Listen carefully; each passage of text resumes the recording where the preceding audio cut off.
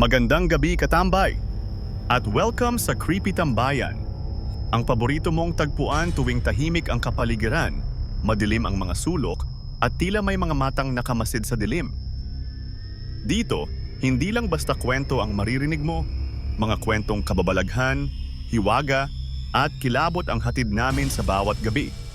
Kung ikaw ay matapang, mahilig sa misteryo, at gustong tuklasin ang mga lihim ng gabi, i-like, i-share, at mag-subscribe ka na para mas dumami pa ang ating mga katambay sa dilim.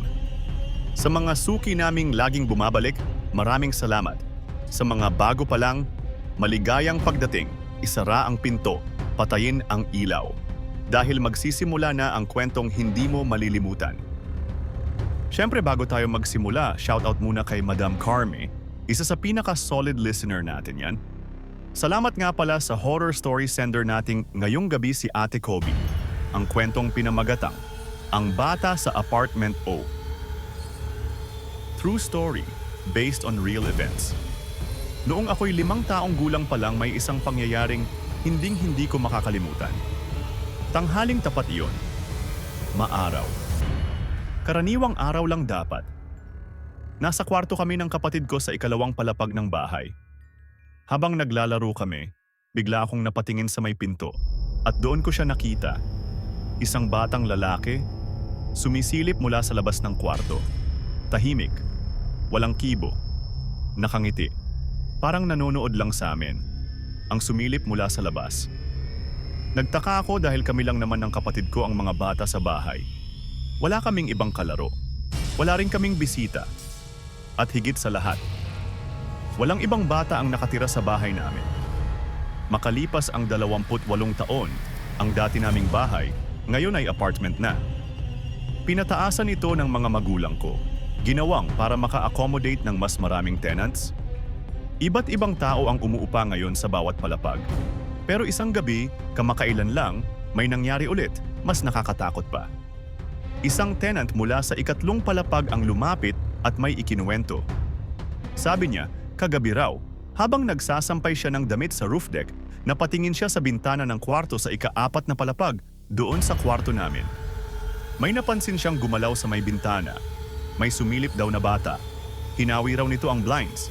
Tumingin sa kanya. At nakangiti. Akala raw niya, kapatid ko yon, kaya tinanong niya kung may tao ba sa taas. Sabi niya pa, hinawi po yung blinds, tapos sumilip po siya. Nakangiti pa nga po. Nandoon daw ang cellphone niya, kaya ginamit niya itong flashlight para silipin. Pagkakuha raw niya ng cellphone, sumilip ulit ang bata. Nakangiti. Parang naghihintay. Pero ang kapatid ko, wala roon. Walang tao sa ika-4 na palapag noong oras na yon. Kinilabutan siya lalo nang ma-realize niyang walang tao roon. Sarado raw ang buong unit at madilim sa loob. Hindi doon nagtapos. Minsan pasado 3:00 ng madaling araw, habang pinapatay niya ang ilaw sa hagdanan, may nakita na naman siya. Isang pares ng paa at binti ng batang lalaki, nakaupo sa hagdan. Tahimik. Hindi gumagalaw. Pagkukurap niya, nawala. Hanggang ngayon, hindi ko alam kung sino talaga ang batang iyon.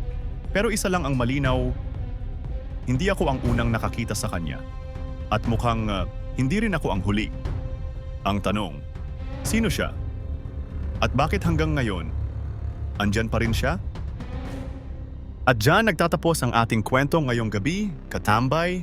Kung kinilabutan ka, huwag mong kalimutang i-like ang video at i-share sa mga kaibigan mong mahilig din sa kababalaghan. Gusto mo bang ma-shoutout sa susunod na episode? I-comment mo lang sa ibaba. Binabasa namin lahat yan. May sarili kang nakakatakot na karanasan?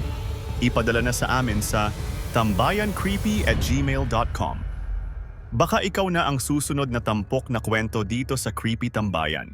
Hanggang sa susunod na gabi ng kilabot, manatiling ligtas at huwag mong kalimutang silipin ang ilalim ng kama. Paalam, mga katambay.